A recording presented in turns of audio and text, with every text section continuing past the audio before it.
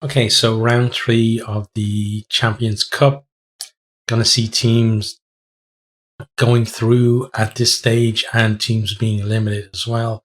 We're going to have a quick look at the fixtures for this weekend. So first off, we have Claremont versus Leicester. So two teams with a lot of history in Europe. Claremont are 1 out of 2, so they're really going to look to win at home to keep themselves in the hunt for the knockout stages. Leicester are 2 from 2, so a win here is pretty much a guaranteed passage to the knockout stages and looking good for a home advantage as well. We then have Gloucester versus Leinster, the first of the Saturday games. So Gloucester again 1 from 2, Leinster 2 from 2. So similar situation with the previous game. Gloucester will be looking to, add a second win or at least get something out of the game because they're in the final qualifying position at the moment in their pool, so they have a big target on the back for everyone else. Leinster, at this stage, they'll want to win this one and they'll want to get themselves ranked as high as they can for the knockout stages. We're then on to Sale versus Toulouse. Again, similar position. Home team are 1 of 2. The away team are 2 from 2. So Sale looking to add to that really big win that they had against Ulster. They do need to get something though out of this field if they're to make the knockout stages. Toulouse again, big European giant and looking to do the business away from home and put themselves in good position for those knockout stages. We then have the Sharks against Bordeaux.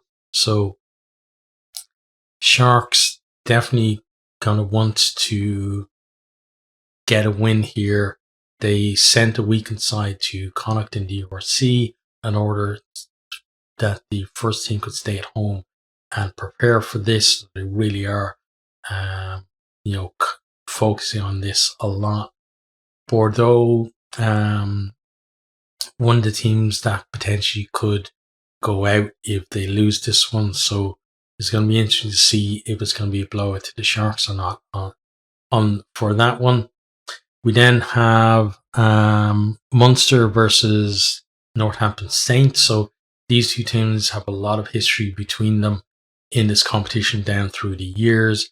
Northampton, bottom of their pool. Munster looking to get a second win to put themselves in decent position to get through. Northampton have to win if they're to stay in the competition with any chance of going through at all. We then have the Bulls versus Exeter Chiefs. So Exeter leading the way in their pool. Going to be a tough game between these two. Probably one of the best games of the weekend of both turn up. Bulls with home advantage probably fancy themselves to get another win and potentially put themselves along with Exeter into knockout stages. We then have La Rochelle versus Ulster. So Ulster at this point can't buy a win, and defending champions La Rochelle in France, really big ask for them. Probably gonna see Ulster bow out of the competition. After this one, they still have a chance if they can get maybe a losing bonus point and maybe 4-try